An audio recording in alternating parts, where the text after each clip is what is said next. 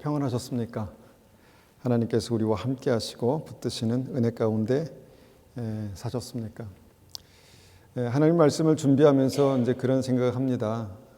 정말 우리의 믿음이 주님 오시기 전에 잘 준비되어야 되겠다. 우리가 멀리 하나님의 나라를 바라보고 우리의 긴 인생을 사는 그 안목도 굉장히 중요하지만 오늘 하루 하나님 앞에 어떻게 살아야 될지에 대해서 정말 심각하게 고민하고 또 생각해보는 그 은혜가 우리에게 필요하다 믿습니다. 오늘 말씀의 제목은 하나님을 가까이 만나려면 두 번째 시간 주권을 회복하라입니다. 하나님을 가까이 만나는 것이 믿음입니다. 믿음은 그냥 기독교라는 종교를 가지고 성경을 통해서 하나님에 대해서 이렇게 정보를 얻는 것이 아니라 그 진리의 말씀 가운데 만난 하나님이 실제로 내 삶 가운데 역사하는 것을 보는 것입니다. 하나님께서 살아계셔서 역사하신다는 것을 어떻게 알 수 있습니까? 우리의 삶 속에 하나님께서 베푸시는 은혜들이 있습니다. 우리가 믿음으로 하루하루를 살아갈 때 그 하루하루 속에서 잘 확인되지 않지만 길을 걷다가 뒤를 돌아보면 이것이 은혜구나. 이것이 하나님께서 축복하신 하나님의 은혜구나. 이것이 기적이구나. 이것이 하나님께서 역사하시는 기적의 역사구나. 그런 것들이 저의 삶 가운데 있었습니다. 우리 한 분 한 분의 삶은 어떻습니까? 뒤를 돌아다 보십시오. 인생의 길을 돌아다 보십시오. 하나님께서 함께 하셨구나. 주님께서 역사하셨구나. 주님께서 붙드셨구나. 이것이 하나님의 은혜고 기적이구나.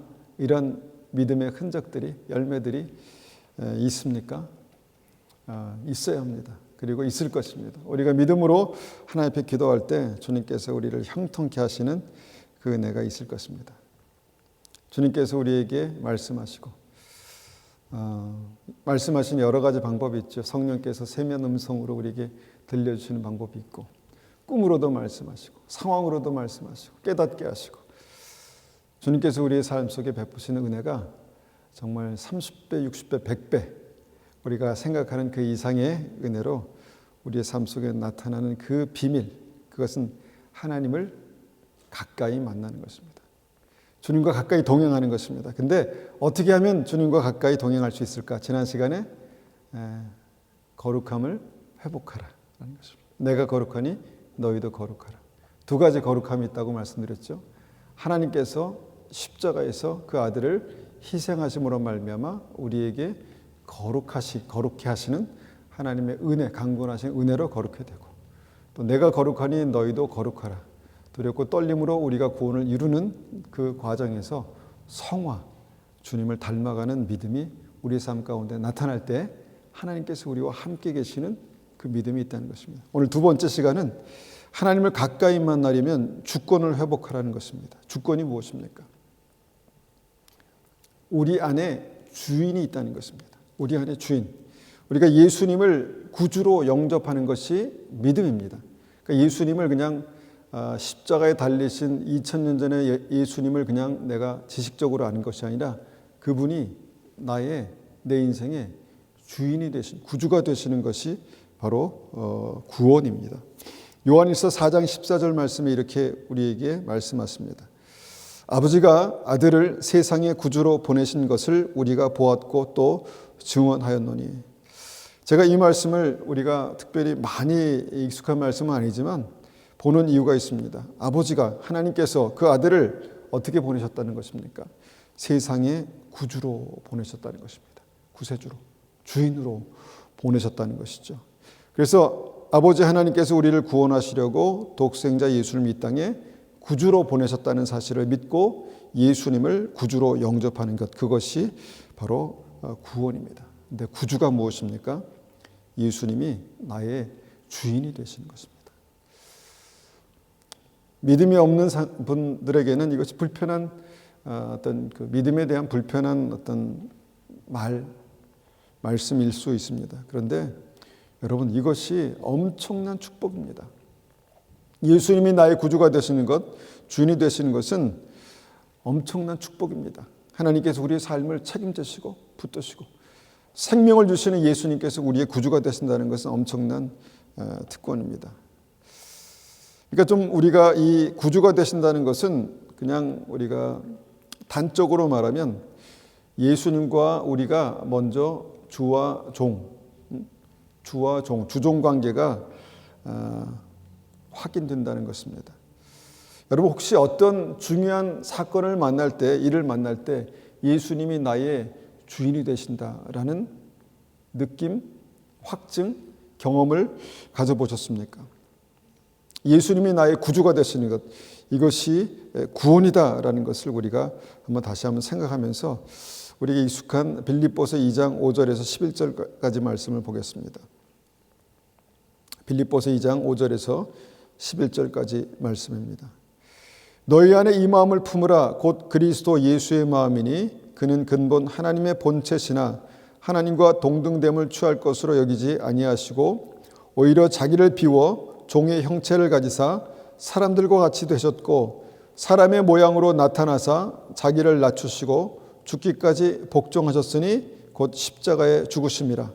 이러므로 하나님이 그를 지극히 높여 모든 이름 위에 뛰어난 이름을 주사 하늘에 있는 자들과 땅에 있는 자들과 땅 아래에 있는 자들로 모든 무릎을 예수의 이름에 꿇게 하시고 모든 입으로 예수 그리스도를 주라 시인하여 하나님 아버지께 영광을 돌리게 하셨느니라. 이 말씀 보면 예수님께서 어떻게 우리의 구주로 이 땅에 오셨는가에 대한 그 과정을 보여주시는 그런 말씀이 있습니다. 하나님이 그를 예수님을 지극히 높여 모든 이름 위에 뛰어난 이름, 하늘에 있는 자들과 땅에 있는 모든 자들이 예수 앞에 무릎을 꿇게 하시는 그 하나님의 어떤 주권을 가지고 이 땅에 오신 그 과정이 무엇인가 봤더니 그것이 예수님께서 십자가에 죽으시고 죽기까지 복종하셔서 십자가에 달리신, 죽기까지 복종하신 그 믿음의 시작이 있었다라는 말씀을 여기서 말씀하십니다. 그런데 예수님을 구주로 믿는 믿음, 믿는 우리에게 주님께서 뭐라고 말씀하시냐면 너희 안에 이 마음을 품으라. 곧 그리스도 예수의 마음이니. 예수님을 구주로 영접한다는 것은 예수님이 나의 구주가 되신다는 것은 예수님과 똑같은 믿음을 내가 갖는 것입니다. 예수님과 똑같은 그 DNA가 우리 안에 들어오는 것입니다. 믿음의 DNA가 들어오는 것입니다. 그것이 바로 너희 안에 이 마음을 품으라. 예수님을 구주로 영접한 믿음은 그 마음을 품는 것이다. 이렇게 말씀하고 있다라는 것입니다. 그래서 요한복음 1장 12절에 영접하는 자, 곧 그 이름을 믿는 자들에게는 하나님의 자녀가 되는 권세를 주셨으니, 하나님의 자녀가 되는 권세가 어떻게 나타나는가? 그것은 예수님을 영접하는 것, 즉 예수님과 같은 마음을 품고 그 마음이 내 마음속에 있는 것, 이것이 바로 예수님을 영접하는 것, 그 이름을 믿는 것이다 라는 것이죠. 그럴 때 주님께서 하나님의 자녀가 되는 권세를 주셨다. 예수님이 이 땅에 주인으로 왕으로 하나님의 권세로 이 땅에 오신 것처럼 마치 우리가 그 같은 동일한 믿음을 가질 때 우리의 믿음이 하나님의 자녀가 되는 권세를 얻는 것으로 나타난다라는 것입니다. 그런데 오늘 우리가 중요하게 생각해 보기 원하는 것이 무엇인가 하면요, 하나님을 친밀하게 만나는 것 아니겠습니까? 하나님을 친밀하게 만나는 것. 예수님께서 이 땅에 계실 때 하나님과의 친밀함이 그분께 있었습니다. 하나님과 친밀함이 있었을 때 예수님께 담대함이 있었고 능력이 있었고 예수님의 삶 속에 하나님의 기적들이 나타났습니다. 그런데 그 예수님의 사역, 그 능력의 사역의 비밀은 하나님 아버지와의 친밀함이었다라는 것입니다. 그래서 우리가 하나님을 그렇게 친밀하게 만나고 예수님을 우리의 삶 가운데 친밀하게 만나려면 똑같은 얘기 같지만 예수님의 주권이 우리 안에 회복돼야 된다라는 것입니다. 왜 오래 믿었는데, 우리가 크리스찬으로 오랜 동안 그렇게 있었는데 왜 우리의 삶 속에는 하나님의 친밀함이나 주님의 능력이나 하나님께서 형통케 하시는 은혜가 나타나지 않았는가? 이렇게 돌이켜보면, 생각해보면, 반성해보면 내가 예수님을 정말 구주로, 주인으로 살았는가? 고백했는가? 어떨 때 예수님이 나의 주인이 되셨는가? 어떤 순간에 내가 예수님을 나의 구주로 고백했는가? 어떤 순간에 정말 주님께서 나의 주로 주권을 가지고 내 안에 계셨는가? 내가 고민해 보게 된다는 것입니다. 여러분, 하나님의 주권, 예수 그리스도의 주권이 회복될 때 정말 그 믿음의 놀라운 능력, 자녀가 되는 권세, 그것이 나타날 수 있다는 것입니다. 하나님의 주권이 예수 그리스도 안에 있을 때 주님께서 그를 지극히 높이셔서 이 땅에 구세주가 되게 하신 것처럼 너희 안에 이 마음을 품으라, 똑같은 마음으로 예수님이 나의 삶 속에 주권을 가지고 역사하실 때 우리의 삶 속에 동일한 은혜가 나타난다라는 것이죠. 좀 극단적이지만 우리가 하나님과의 친밀함이 어떻게 나타나는가를 볼 수 있는 말씀들이 있는데 그 중에 한 군데 말씀 보겠습니다. 민수기 12장 1절 9절까지 말씀입니다. 민수기 12장 1절에서 9절까지 말씀을 제가 천천히 받들겠습니다. 모세가 구스 여자를 취하였더니 그 구스 여자를 취하였으므로 미리암과 아론이 모세를 비방하니라. 그들이 이르되 여호와께서 모세와만 말씀하셨느냐 우리와도 말씀하시지 아니하셨느냐 하며 여호와께서 이 말을 들으셨더라. 이 사람 모세는 온유함이 지면의 모든 사람보다 더하더라.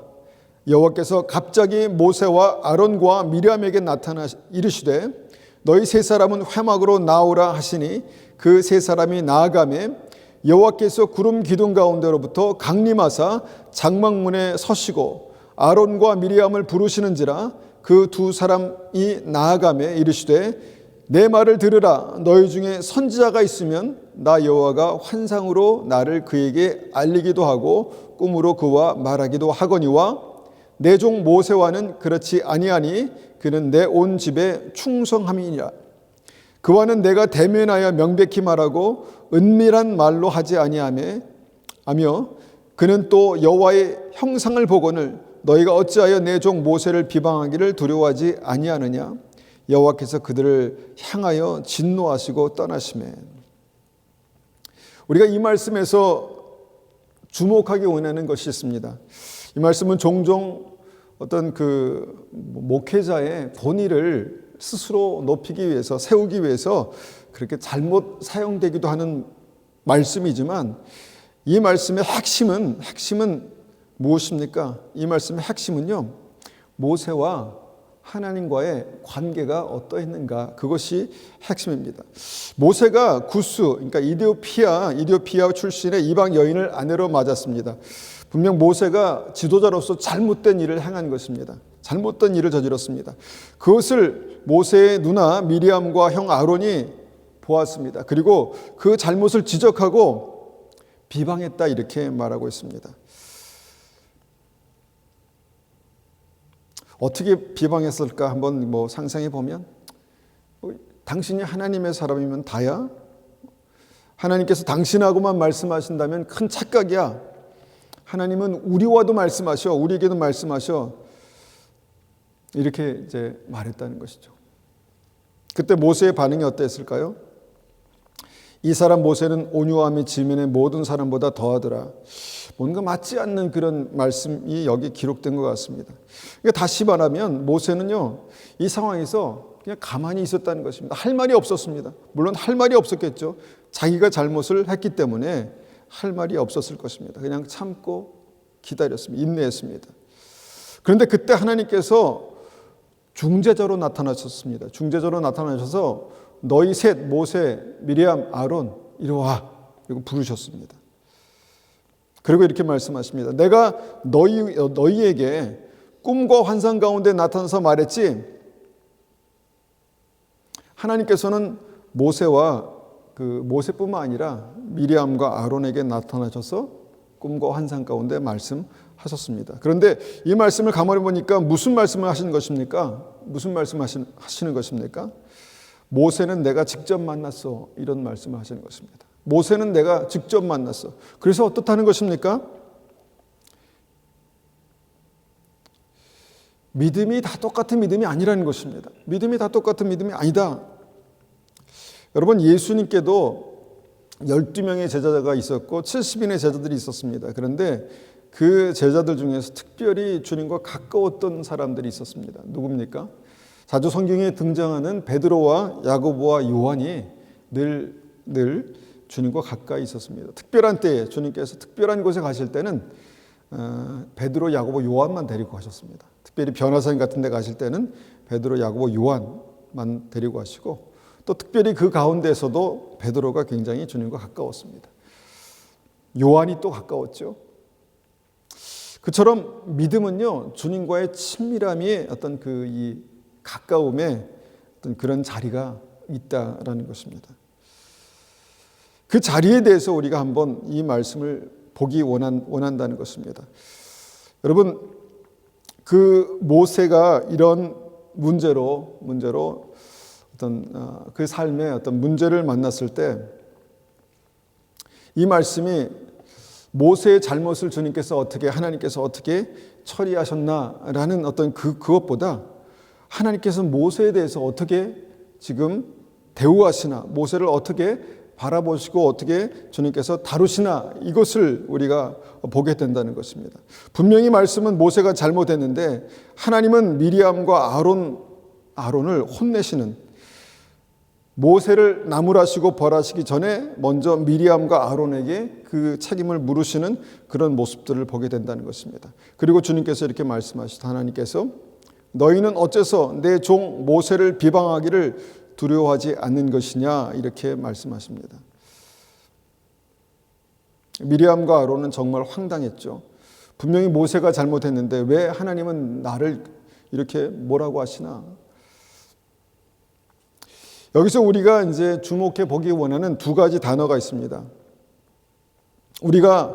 우리를 바라보시는 하나님, 하나님을 믿는 믿음의 우선순위가 어디에 있는가를 볼 수 있는 두 가지 단어가 있다는 것이죠. 하나님께서 말씀하신 단어들을 우리가 한번 자세히 살펴보면 첫 번째 단어는요, 나의 종이라는 단어입니다. 나의 종. 하나님께서 모세를 종으로 인정하시는 그런 부분, 그런 모습입니다. 나의 종, 무엇입니까? 모세가 하나님을 주인으로 모시며 살았다는 것입니다. 여러분, 그가 안수받고 이런 문제를 따지는 것이 아닙니다. 모세가 어떻게 살았는가, 모세와 하나님과의 관계 속에서 무엇이 핵심이었는가, 이것을 보게 되는 것입니다. 모세가 하나님을 주인으로 섬기며 살았다는 것입니다. 나의 종 모세라고 그렇게 말을 하는 것입니다. 이것은 뭔가 주의 종 이런 특권을 말하려고 하는 게 아니라 하나님과의 친밀함의 핵심을 말하는 그 단어가 뭐였는가, 이를 보기 원하는 것입니다.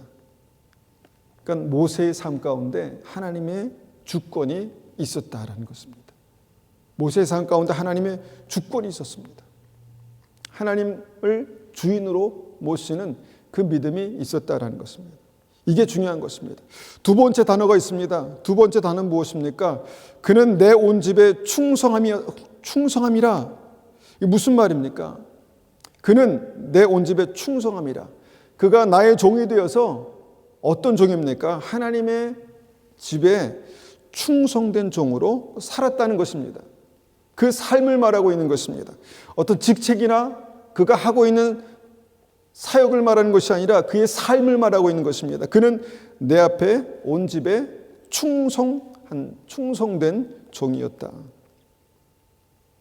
즉, 이 두 가지 종이란 단어와 충성이란 이 단어가 말씀하는 이 모세와 하나님과의 관계 속에서 믿음의 핵심이 무엇인가 하면 하나님의 주권이 모세 안에 있었다는 것입니다. 하나님을 향한 마음이 정말 하나님의 주권이 모세의 삶 가운데 있었다는 것입니다. 분명하게 있었다는 것입니다.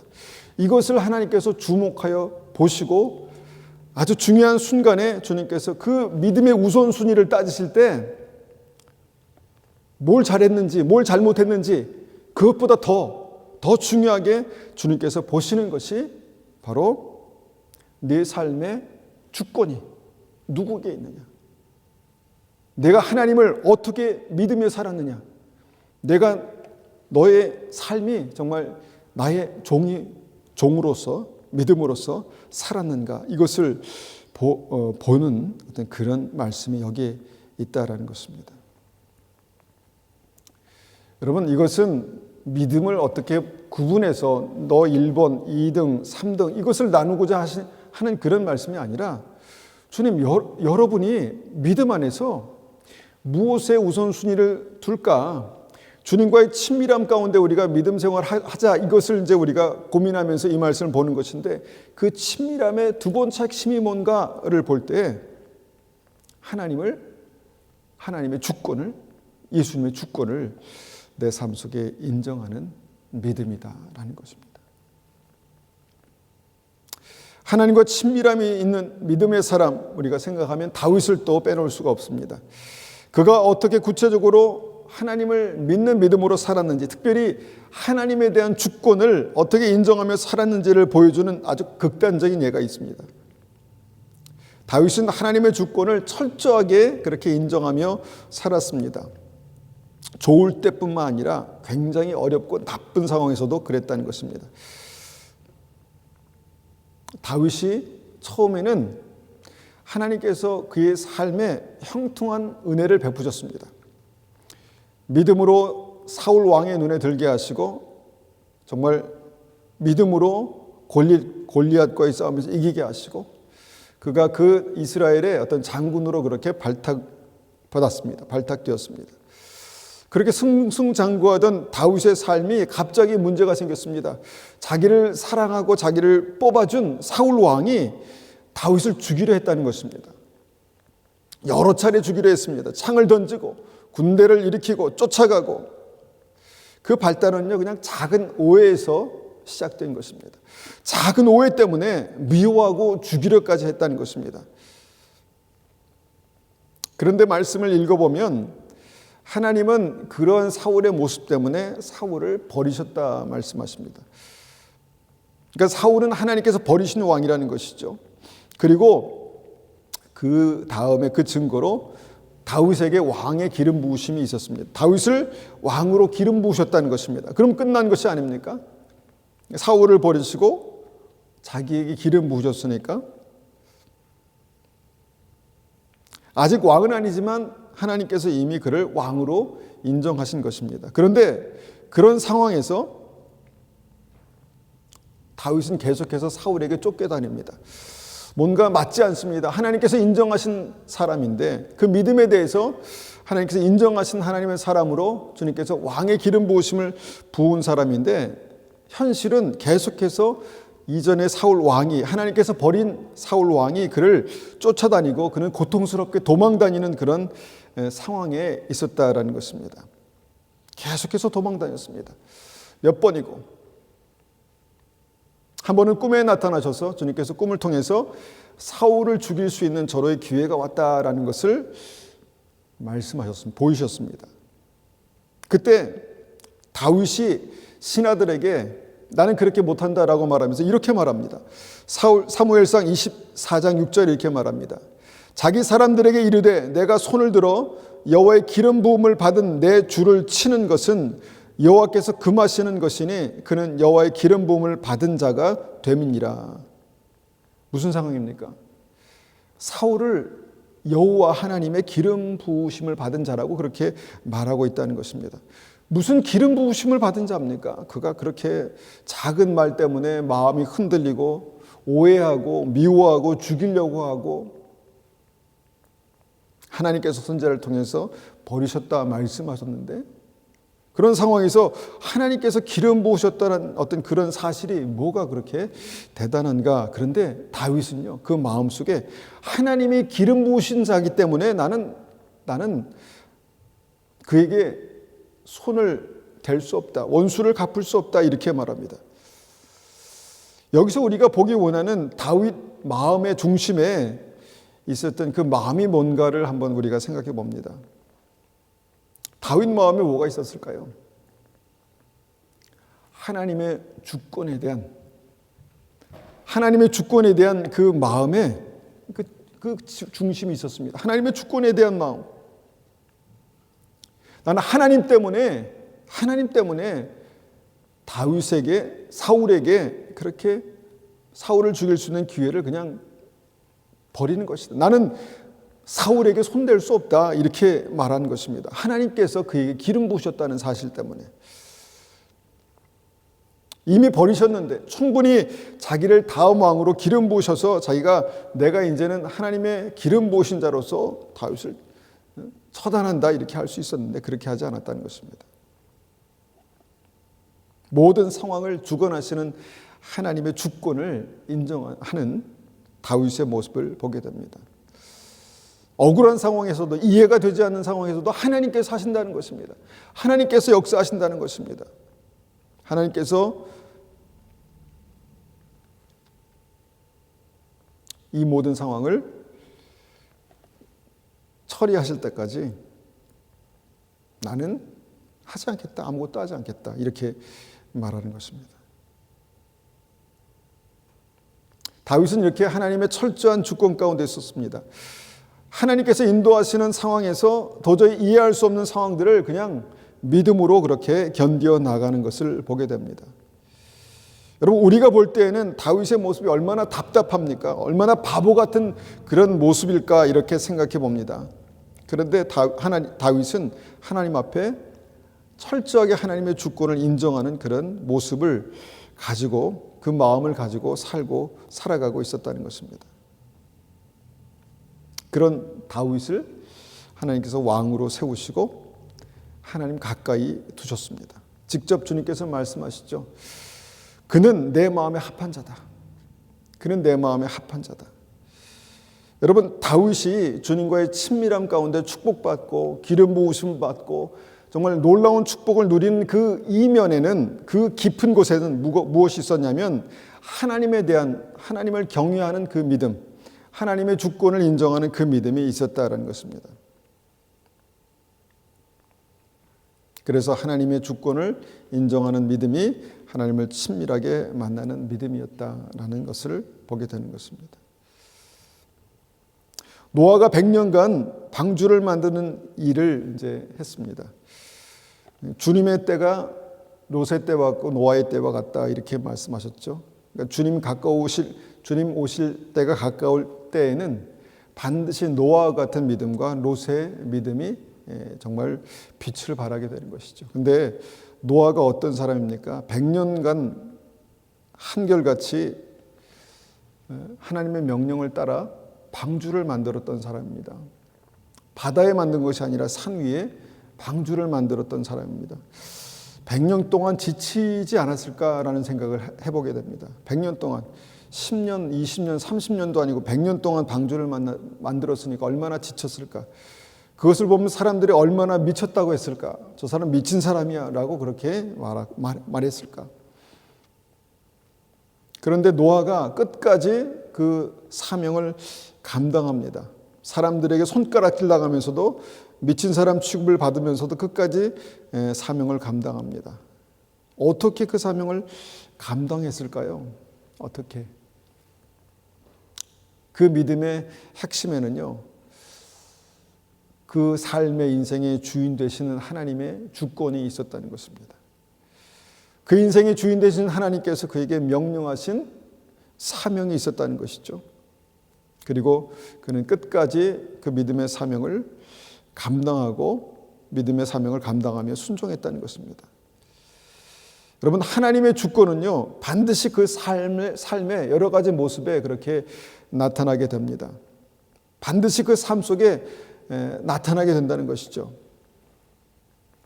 우리가 달란트 비유에서 보면 3명의 종, 5달란트 받은 종, 2달란트 받은 종, 1달란트 받은 종이 나옵니다. 그런데 주님께서 이 말씀을 통해서 천국에 들어가는 믿음이 어떤 믿음인가를 말씀하셨는데 그 중에 2종만 천국에 들어가고 1종은 믿음에서 실패합니다. 그런데 그 원인이 뭘까요?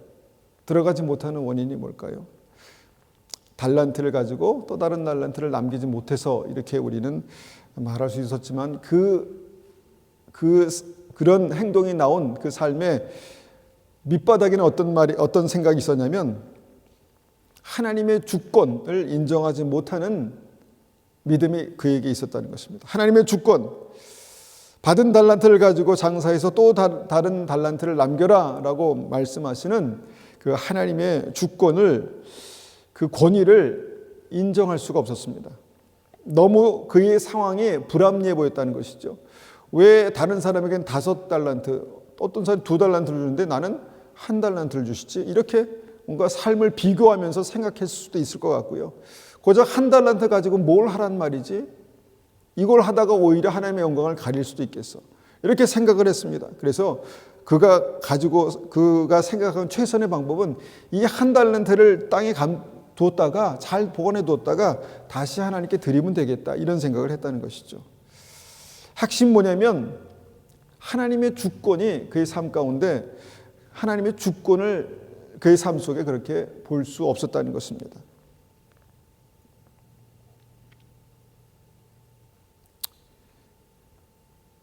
지금 우리에게 어떤 익숙해진 믿음, 익숙해진 기독교의 모습이 이것이 아닌가 생각해 봅니다. 그러니까 믿음을 자기의 수준대로, 자기의 입맛대로 해석해서 정말 만들어낸 그런 기독교.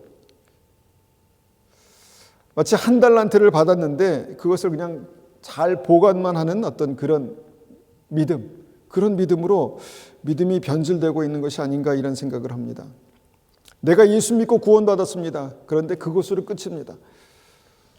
주님께서 나에게 생명을 주신 이유가 있는데, 주님께서 나에게 달란트를 주신 이유가 있는데 그것으로 아무것도 하지 않습니다. 왜냐하면 우리는 예수 믿고 구원받았기 때문에.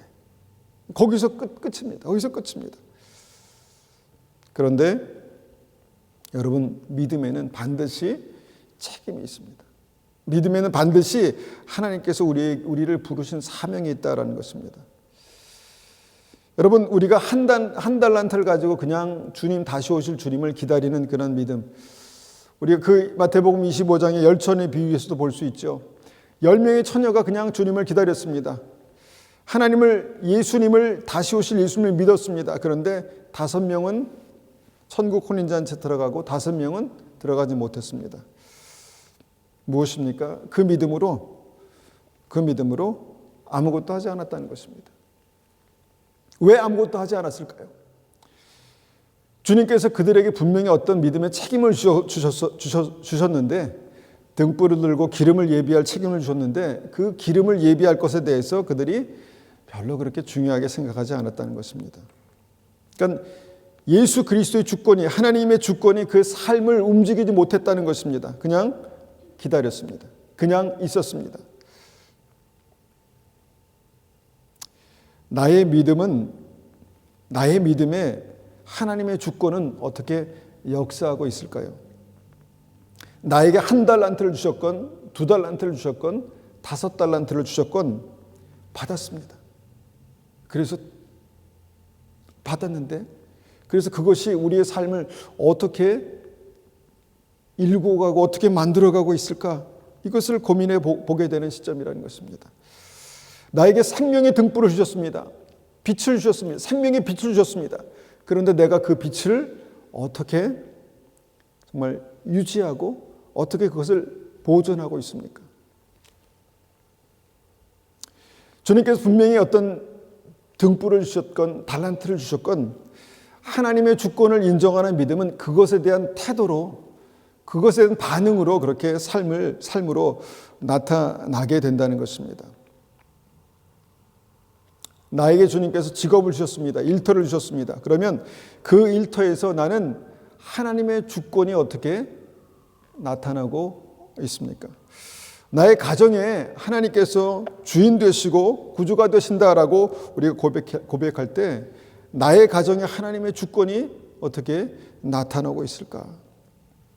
내가 중요한 순간마다 하나님께 기도하며 하나님, 어떻게 하는 것이 하나님의 뜻입니까? 라고 기도할 때 주님께서 말씀하시고 내가 순종하고 하나님의 주권을 인정하는 믿음으로 살아가는 그 믿음이 있습니까? 하나님의 주권이 우리에게 있을 때 우리의 믿음이 주님께 더 가까이 가는, 주님의 은혜와 능력이 우리의 삶 가운데 나타나는 그런 믿음이 될 수 있습니다. 주님께서 하나님과 재물을 겸하여 섬길 수 없다 이렇게 말씀하십니다. 하나님의 주권이 있지 아니하면 재물의 주권이 우리의 삶을 다스립니다. 하나님의 주권이 우리의 삶 가운데 있지 아니하면 재물의 주권이 무엇입니까? 하나님 없어도 사는데 돈 없으면 못 산다는 것입니다. 여러분, 돈 없으면 못 살까요? 돈 없으면 못 살까요?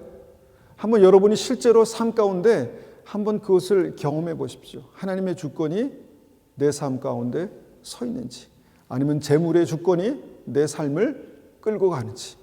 여러분, 이것을 우리의 삶 가운데 고민해 봐야 될 시점이 바로 지금입니다. 지금입니다. 우리가 계속해서 성실하게 우리의 삶을 계획하며 믿음으로 살아갈 필요가 있습니다. 우리에게 주신 하나님의 비전이 있습니다. 내가 열심히 해서 이렇게 돼야지, 열심히 공부해서 이렇게 돼야지.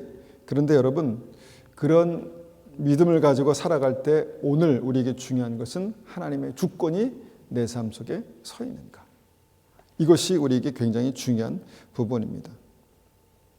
믿음의 핵심은 예수님께서 나의 구주가 되시는 것입니다.